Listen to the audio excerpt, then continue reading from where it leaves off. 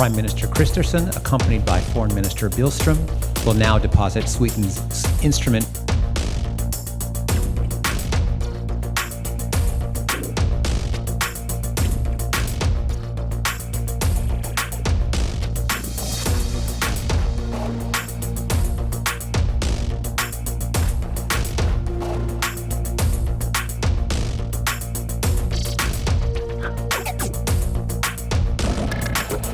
Of accession to the North Atlantic Treaty, with Secretary of State Blinken representing the United States of America as the depositary of the treaty.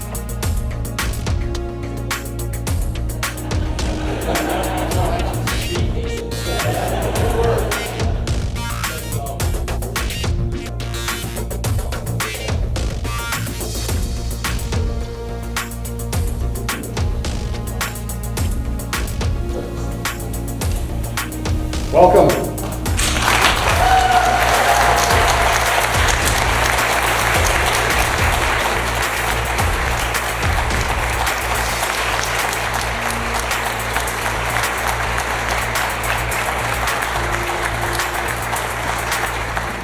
Good things come to those who wait. No better example. But with receipt of this instrument of accession, let me be the very first to welcome Sweden as a party to the Washington Treaty and the 32nd member of the North Atlantic Treaty Organization. Today is a truly historic day. Sweden is now member of NATO. We are deeply grateful for the overwhelming bipartisan congressional support for Sweden's accession and for the strong leadership from the US administration leading the way on ratification and security assurances. I would personally like to thank both President Biden and you, Secretary Blinken, for your invaluable efforts and personal commitments during the accession process. I would also like to thank all NATO allies who have supported our accession and welcoming Sweden as a 32nd member of the alliance. We are humble, but we are also proud. We will live up to high expectations from all NATO allies. Today is, as Secretary Blinken said, it's a victory for freedom today. Sweden has made a free, democratic, sovereign, and united choice to join NATO. Sweden is, as was mentioned, now leaving 200 years of neutrality and military non-alignment behind. It is a major step, but at the same time, a very natural step. Membership means that we are coming home to the Alliance for Peace and coming home to the Alliance for Freedom, to which many democracies already belong. Also home to our neighbors' security cooperation, home to the circle of countries where we, for generations, have belonged. The security situation in our region has not been this serious since the Second World War. Russia will stay a serious threat to the Euro-Atlantic security for the foreseeable future. It was in this light that Sweden applied to join the NATO Defense Alliance, to gain security, but also to provide security. We have unique capabilities to contribute on land, in the air, at sea. Our support to Ukraine is a fundamental part of that. Ukraine is fighting bravely for its freedom, but they are also defending European freedom. Sweden is joining NATO is not the end of something. It's a beginning of something new. I look forward to making the world safer and freer together with the United States and all other NATO allies.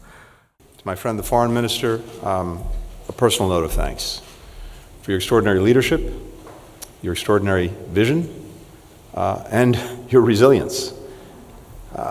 This has been a little bit of a road, but I think we've known from day one that we would be here today, and now we are. This is a historic moment for Sweden. It's historic for our alliance. It's historic for the transatlantic relationship. Sweden had a 200-year-old policy of non-alignment. And before Putin's re-invasion of Ukraine, in February of 2022, if you looked at the polling, less than 1/3 of Swedes supported joining NATO. This was part and parcel of Sweden's history. After the invasion, 3/4 of the Swedish people made clear their desire to join. Swedes realized something very profound, that if Putin was willing to try to erase one neighbor from the map, then he might well not stop there. And if he was allowed to proceed with impunity, not only would his aggression potentially continue, but would-be aggressors everywhere would get the message that it was open season. There's also no clearer example than today of the strategic debacle that Putin's invasion of Ukraine has become for Russia. We see a Russia that is now weaker militarily, economically, diplomatically. Its standing in Ukraine has changed dramatically, whereas before 2014, the first invasion, people were open to positive relations with Russia. Now virtually the entire society is turned against Russia because of its aggression. And fundamentally, our alliance is now, as I said, both larger and stronger than it's ever been. It's taken 2 years, nearly 2 years, of tireless diplomacy, together with the extraordinary Secretary General of NATO, Jens Stoltenberg, to achieve ratification by every NATO member. Some doubted that we'd get here. We never did, and we are here. Sweden embodies and promotes the core values that are at the heart of NATO: democracy, liberty, the rule of law. And it also brings some unique capabilities to this enterprise, unique capabilities in the Arctic, the Baltic Seas. And this year, of course, Sweden will contribute more than 2% of its GDP to defense and continue to show the way for all NATO members.